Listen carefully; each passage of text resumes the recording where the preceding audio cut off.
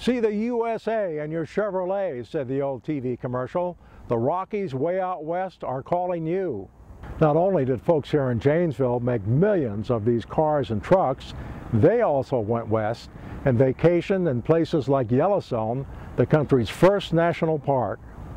This photo at Yellowstone shows the fleet of 1933 Chevrolet trucks used by the Civilian Conservation Corps to build the early visitor centers, campgrounds, and roads. Encouraged by Chevrolet and similar advertising, Yellowstone visitation increased tremendously. This beautiful vintage movie made by the U.S. Information Agency may bring back good memories of Yellowstone and other adventures, or tempt you to go west someday.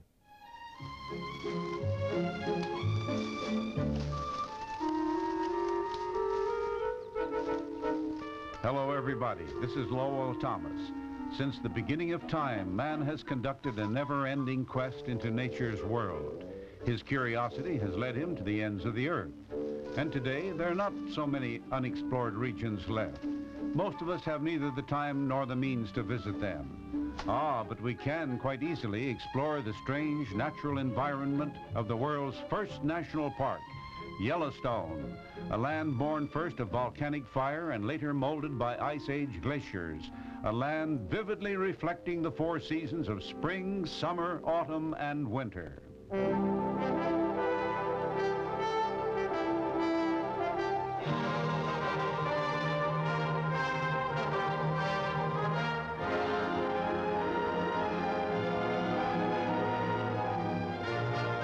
Winter in Yellowstone dies a hard death, yielding grudgingly to the warm fingers of spring sunlight. Frozen rivers escape its icy grip. The meekest of rivulets slowly loose their crystal fringes of delicate lace.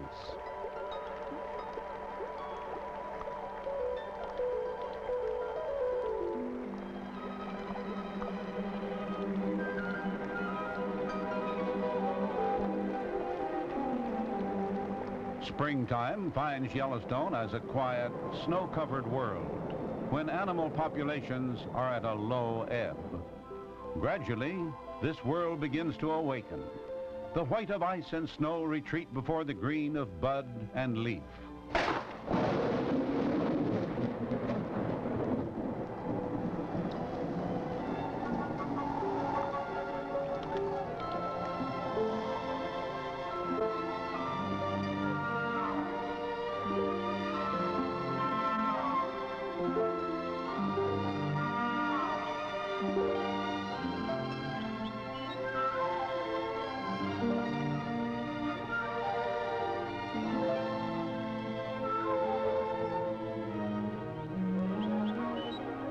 In the marshes of the park's many lakes, we find the waterfowl nesting, as nature replenishes flocks reduced by winter's cruel storms. To perpetuate the species, that's the underlying life force within every creature that dwells in this vast 2 million acre sanctuary.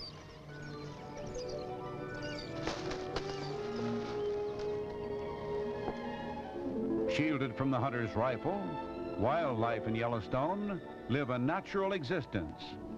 They're tolerant of man because of his omnipresence along the roadways that circle the park. Yet they remain wild, answering to the call of such strong instincts as protective motherhood.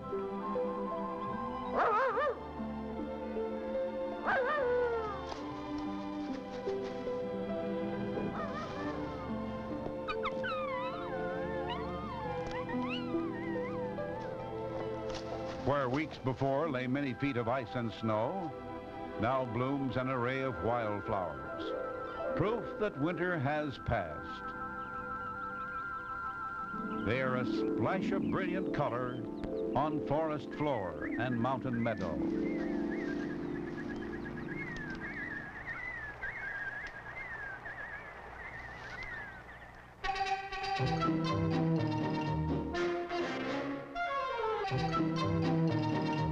While high up on craggy passes, Yellowstone's famous black bears emerge from hibernation. Months of winter slumber have gone by. It's now time to instruct her cubs on the fine art of stopping traffic. Melting snowbanks are perfect for gaining a better view of park visitors who like to view viewing bears.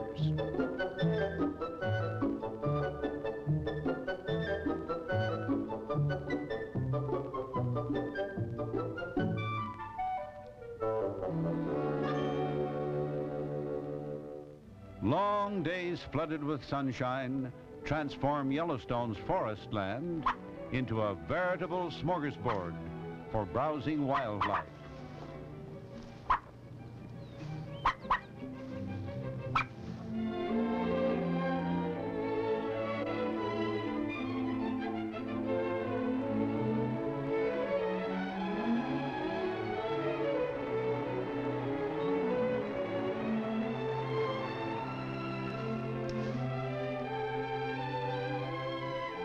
The rich green shoots are welcome nourishment after a harsh battle with winter snow and cold.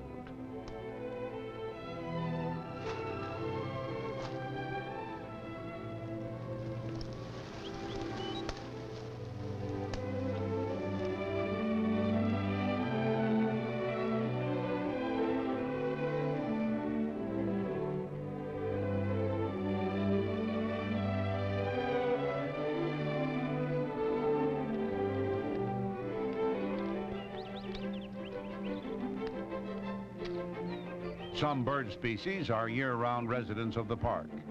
Many of them, however, are only fair-weather friends of this sprawling refuge. They fly north to Yellowstone in the spring to nest, retreating southward in the autumn.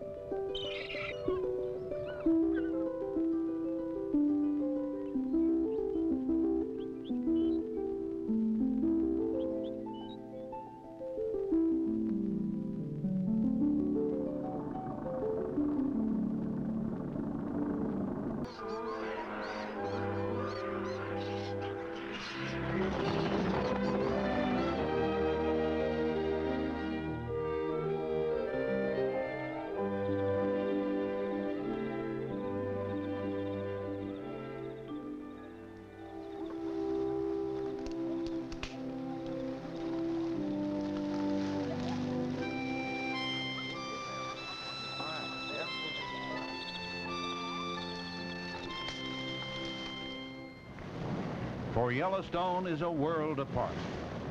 Nowhere else on earth does one find such thundering geysers and delicate hot springs, holdovers of a violent volcanic age that caused such astonishment that man created the world's first national park just to protect it from his fellow man.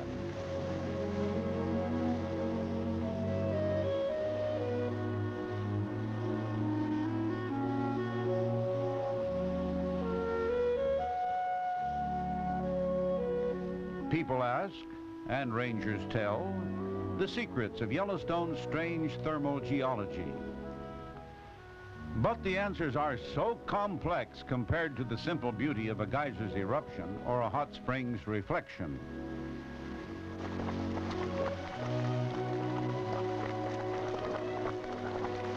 The hot water wonders defied the imaginations of explorers a century ago. But isn't everyone a skeptic until they've actually witnessed the grand geysers of Yellowstone?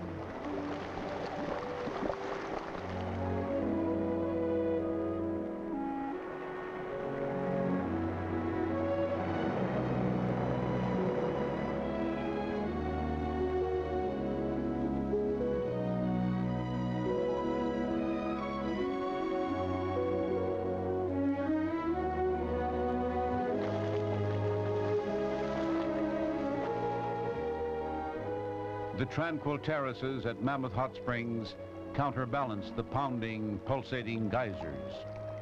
A rainbow of pastel pools shimmer against elegantly carved limestone formations. Beauty is at every turn of the eye. Where Bannock, Shoshone, Crow, and Blackfoot moccasins once trod, modern man now seeks the same sights. Sights that remain unchanged since those primitive Indian days so long, long ago.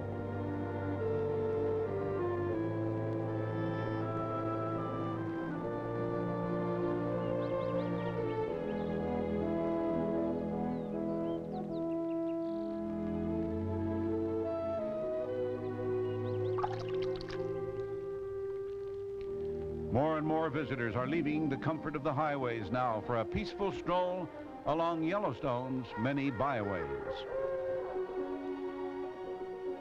July and August call forth a profusion of wildflowers in their richest glory.